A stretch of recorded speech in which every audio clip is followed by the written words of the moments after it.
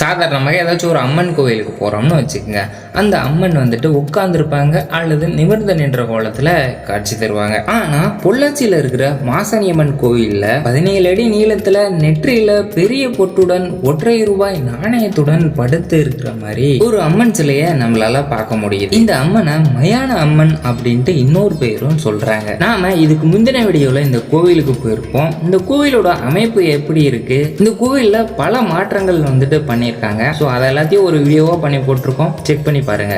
சரி, ஓகே, இப்போ இந்த கோவிலோட வரலாறை பார்ப்போம் வாங்க. ராமாயண காலத்தில் கௌசிக மன்னராக இருந்து ரிஷியாக மாறிய விஸ்வாமித்திரர் தவம் செய்து பல வரங்களை பெற்றார். தன் உடலை திரியாக எரித்து காயத்ரி மந்திரத்தை போதித்தார். இத்தகைய தவசீலர் ராஜ ரிஷி என்ற பட்டம் பெற்று விஸ்வாமித்திரர் என்ற பெயருடன் விளங்கினார். இவர் ஒரு முறை கனகமலையில் தவம் செய்து கொண்டிருந்தார். அப்பொழுது தாடகை என்ற ராட்சசி அவரது தவத்திற்கு இடையூறு செய்தார். தாடகை விருதம் இருந்து பல வரங்களையும் படைபலத்தையும் பெற்றார். மேலும் ராவனிடமிருந்து பல சக்திகளை பெற்றார்.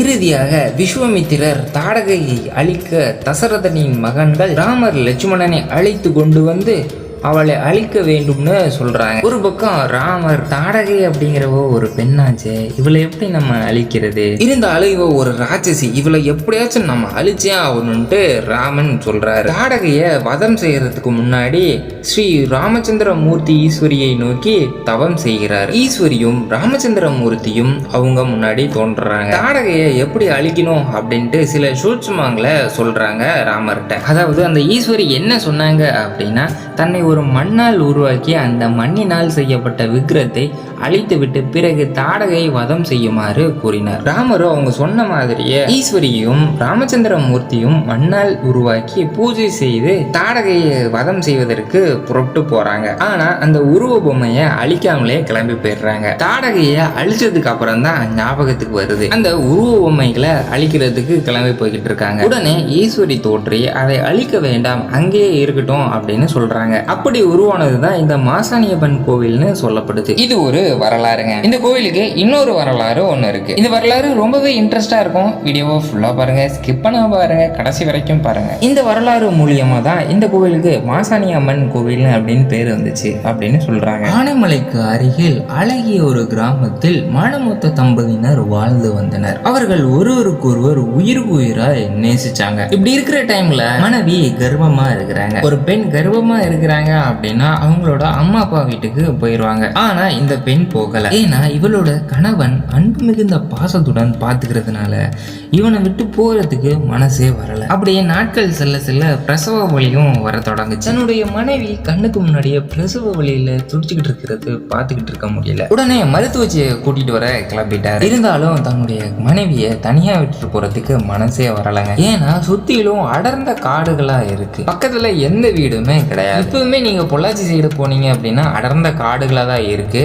அதை நீங்க பார்க்கவே அப்படி இருக்கும்போது அப்ப நம்ம சொல்லவே வேணாம், அடர்ந்த காடுகளா தான். தன்னுடைய மனைவியை தனியா விட்டுட்டு போறதுக்கு மனசே இல்லாம திருப்பி தன்னுடைய வீட்டுக்கு கிளம்பி போறாரு கணவர். தன்னுடைய மனைவி, என்னுடைய அம்மா வீட்டுக்கு பக்கத்துல ஒரு மருத்துவச்சி இருக்கா, அவங்கள பாக்குறதுக்கு நம்ம போகலாம் அப்படிங்கிற மாதிரி சொல்றாங்க.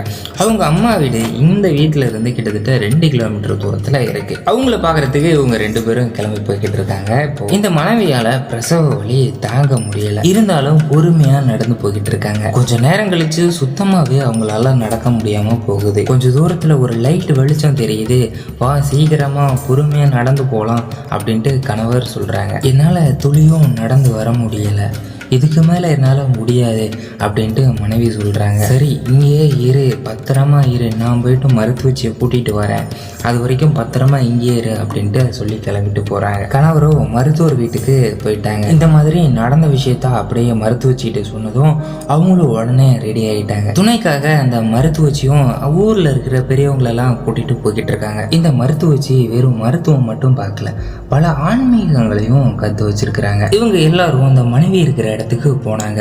ஆனா அங்க மனைவிய காணோம். சுத்தி முத்தி தேடுறாங்க, எங்கேயுமே கிடைக்கல. நேரம் கழிச்சு ஒரு இடத்துல அந்த மனைவியும் ஒரு குழந்தையும் இறந்து கிடக்கிறத பார்த்து அந்த மருத்துவச்சி சிரிக்கிறாங்க. கண்ட கனவு பழித்து விட்டது அப்படின்னு சொல்லி சிரிக்கிறாங்க. அந்த கணவன் கேட்கிறாங்க, நீ இப்போ எதுக்காக சிரிக்கிற, அப்படி என்ன கனவு கண்ட அப்படின்ட்டு கேட்கிறாங்க. உடனே அந்த மருத்துவச்சி சொல்றாங்க, கேளுங்க. நீ மனைவியை விட்டு வந்தவுடன் ஒரு பெரிய கருத்த உருவம் ஒன்று இவளை நோக்கி கையை நீட்டி கொண்டு வந்தது.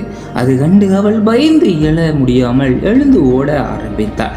ஆனால் ஒரு அளவுக்கு மேல் ஓட முடியாமல் என்னை விட்டுவிடு என்று அந்த கரிய உருவத்துடன் கெஞ்சினாள். ஆனால் அந்த கோர உருவமும் விடாமல் அவளை அவளுடைய கெட்ட நேரத்துல அங்கிருந்த ஒரு மாட்டு சாணியில காலை வச்சு வலிக்கி விழுகிறார். விழுந்த அடுத்த நொடியே உயிர் பிரியுது. அதே நேரத்துல அவள் உடலில் இருந்து உயிர் பிரிந்து வானலாக ஒரு பயங்கர ஜோதி ரூபமாய் கோடி சூரிய பிரகாசமாக தோன்றி நீண்ட உருவமாய் திறந்த வாயுடனும் கைகளில் வேலுடனும் ஆயுதங்களுடன் அந்த கரிய கொடிய உருவத்தை நோக்கி வந்தது. அவனுடைய மார்பை பிளந்து அந்த பெண்ணின் காலடியில் போட்டு விடுகிறது. இதுதான் நான் கண்ட கனவு அப்படின்ட்டு அந்த கணவர்கிட்ட சொல்றாங்க. அதுக்கப்புறம் இவள் ஒரு சாதாரண பெண் இல்ல, தேவலோகத்தின் பெண் என்றும் சாணியில் வலிக்கு விழுந்து உயிர் பிரிந்ததால் மா என்றால் மாடு, அதனால மாட்டு சாணியில வலிக்கு விழுந்து உயிர் பிரிந்ததால மாசாணி அம்மன் அப்படின்ட்டு பெயர் வந்துச்சு. ஸோ எங்கேயும் போயிடாதீங்க, மாசாணி அம்மன் கோவிலுக்கு இன்னொரு வரலாறு இருக்கு. அந்த வரலாறு இன்னும் கொஞ்சம் ரொம்ப பெருசா இருக்கும். அதை நம்ம அடுத்த வீடியோல பார்க்கலாம். ஓகே கைஸ், இந்த வீடியோ உங்களுக்கு பிடிச்சிருக்குன்னு நினைக்கிறேன். மறக்காம சேனலை சப்ஸ்கிரைப் பண்ணிட்டு கூட